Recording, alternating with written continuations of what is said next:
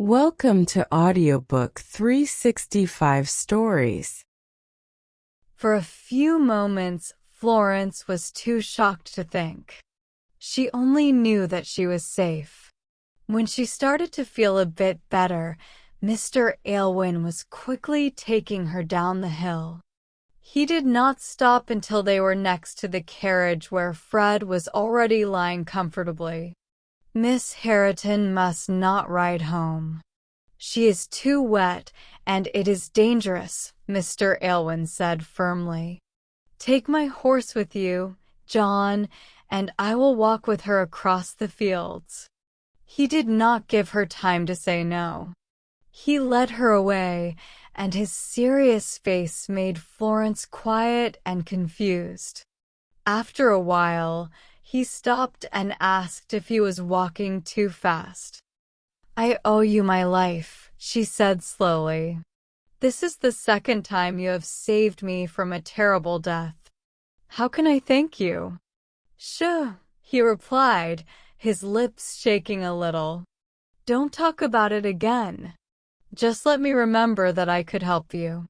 You must also let me thank you, said Florence, feeling a bit cold because of what he said. My life is not important to anyone but me, but I still feel scared when I think about losing it so suddenly and terribly. Mr. Aylwin walked a few steps without speaking. Then he leaned towards her and said softly, Poor little Florence. Is there still a dark cloud from the past that you cannot get rid of? I hoped that at Orwell Court, where everyone loves you, you would be happy again. She did not answer. She could not tell him that the strange distance between them made her life sad. You need a change, Mr. Aylwin continued. You should go to the seaside for a few weeks or longer. The boys will like it, and I will let you all do whatever you want. It will be a long holiday, and there will be no lessons until you want to start again. Mrs. Wilson will go too. I will let you all choose where to go. Pick the part of the coast you like, and I will find a house there. I am sure Walter and Fred will be very happy with your idea, Florence answered coldly. And Mrs. Wilson has not been well lately, so the change will be good for her too. But for me.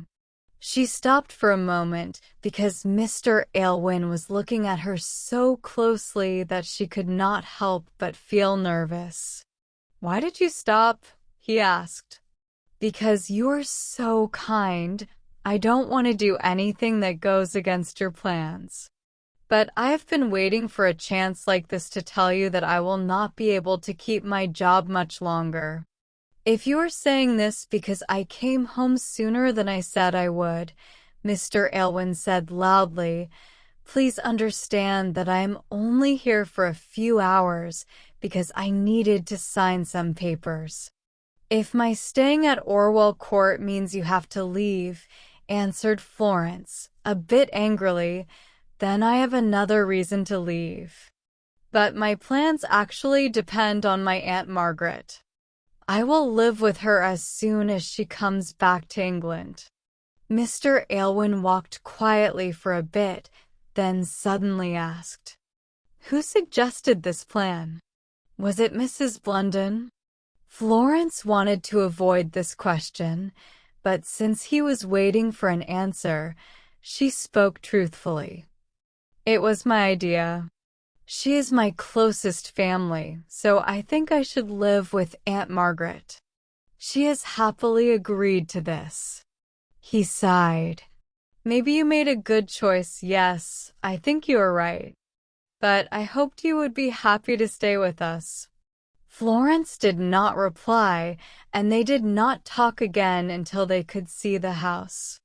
Then, as he helped her over a tricky fence, he said gently, Florence, if you know what I am feeling, you must understand how much I will miss you. It hurts me so much to know that I cannot say, stay with me forever. Be my dear companion for life."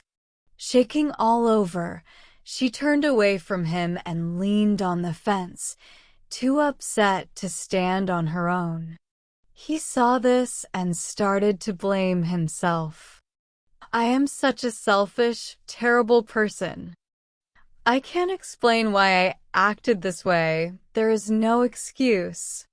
But please forgive me, Miss Harriton. Please forgive me." Instead of answering, she started to walk quickly.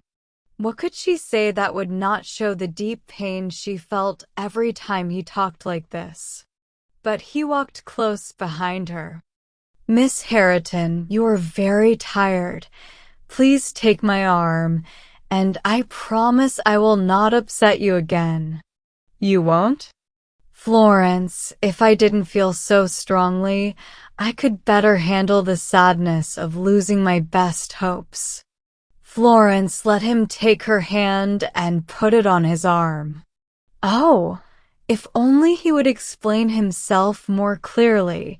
If only he would tell her what this problem was that he was so sad about. He loved her. Yes, she could not doubt that, even if he tried to hide it as just friendship. What was it that made it so hard for him to say he loved her? But it seemed he was happy with her silent sign of forgiveness, and he quietly led her to the house. Mrs. Wilson was at the door, waiting for them to arrive. Mrs. Wilson raised her hands in surprise when she saw Florence's pale face and wet clothes. She began to shout, "Oh no! How awful! My poor child, you will catch a terrible cold." "Not if we act quickly and carefully," said Mr. Aylwin seriously. His kind housekeeper understood right away and worked so fast that the tired girl was soon out of her wet clothes and in a warm bed. Mrs. Wilson told her to have a long, comfortable sleep and not to worry about Fred, who was already feeling better. Florence was so tired, both in her mind and body, from crying so much when she was alone. She tried to follow the advice and was starting to fall into a light sleep when her door opened softly. Thinking it was just Mrs. Wilson coming to check on her and not wanting to talk, Florence stayed very still with her eyes closed. Someone walked quietly to her bed and leaned over her. As the curtain was closed again, she heard Mrs. Wilson say in a quiet, soft voice, "I told you she must be sleeping." "I know," said another voice, louder and fuller.